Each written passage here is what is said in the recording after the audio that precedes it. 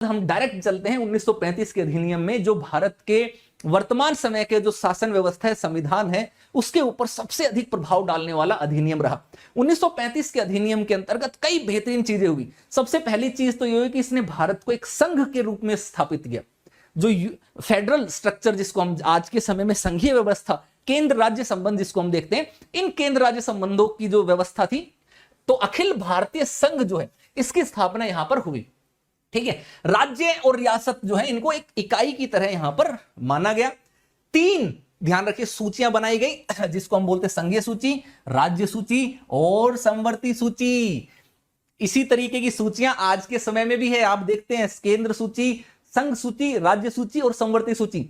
संघ सूची के ऊपर संघ का अधिकार, राज्य सूची के ऊपर राज्य बना सकते हैं कानून, समवर्ती सूची पर राज्य और संघ दोनों मिलकर के कानून बना सकते हैं। अब ऐसे में जो शक्तियां, जो विषय इन तीनों ही सूचियों में नहीं थे, उन विषयों को हम बोलते हैं अवशिष्ट शक्तियां। तो ऐसे विषयों पर कानून बनाने की शक्ति जो दे दी गई, वो वायसराय को दे दी गई। लेकिन ये व्यवस्था जो थी उस समय अस्तित्व में नहीं आ पाई। क्यों? क्योंकि जो रियासतें थी, देसी रियासतें, उन्होंने मना कर दिया, बोला कि ना बब्बन ना, हम नहीं शामिल होंगे, हम महाराजा धीराज हैं, हम नवाब हैं, हम सरकार के अधीन काम करेंगे, चुने हुए प्रतिनिधियों के अधीन काम करेंगे, हमारी इतनी तौहीन नहीं करेंगे, हम नहीं शामिल होंगे इसमें। तो यह व्यवस्था अस्तित्व में आई ही नहीं। हालांकि व्यवस्था अच्छी थी, बाद में हमने जब आजाद हुए, संविधान बनाया, तो इसी व्यवस्था को अपनाया, जो कि कनाडा से प्रेरित थी, कनाडा से हमने लिया था। अब अगली चीज जो हुई इसके अंदर, वो ये हुई कि जो प्रांतों में जो द्वैध शासन व्यवस्था प्रारंभ की गई थी 1919 में, आरक्षित और हस्तांतरित विषय, वो समाप्त कर दिया गया। तो प्रांतों में द्वैध शासन जो है, ये समाप्त कर दी गई, लेकिन इसको केंद्र में लगा दिया गया। यहां पर नया प्रयोग करने की कोशिश की गई, तो केंद्र में द्वैध शासन प्रणाली का आरंभ किया गया। यहां पर भी जो संघीय विषय थे, संघ सूची थी, उसको आरक्षित और हस्तांतरित विषयों में जोड़ा गया। हालांकि ये प्रावधान कभी लागू नहीं हो पाए, क्योंकि ये फेल व्यवस्था थी, इस तरीके की व्यवस्था कारगर नहीं थी। तो कई बार पूछ लिया जाएगा आपसे कि केंद्र में द्वैध शासन कब प्रारंभ हुआ? 1935 के अधिनियम से। प्रांतीय स्तर पर भारत में द्वैध शासन कब प्रारंभ हुआ? 1919 के अधिनियम से। इस तरीके से चीजों को याद रखते हुए चलना है। अब एक काम की चीज आती है, वो क्या कि मताधिकार का विस्तार होता है। मताधिकार का विस्तार मतलब जो पहले कुछ ही लोगों के पास था, अब उस विस्तार को बढ़ा दिया गया। लगभग भारत की जनसंख्या के 10% लोगों को वोटिंग का अधिकार मिल गया। एक और चीज यहां से प्रारंभ हुई, और उस चीज का नाम जो है, उसको हम बोलते हैं RBI, reserve bank of India, यानी कि भारत की मुद्रा और साख पर नियंत्रण के लिए भारतीय रिजर्व बैंक जो है, इसकी स्थापना यहां पर इस अधिनियम के माध्यम से की गई।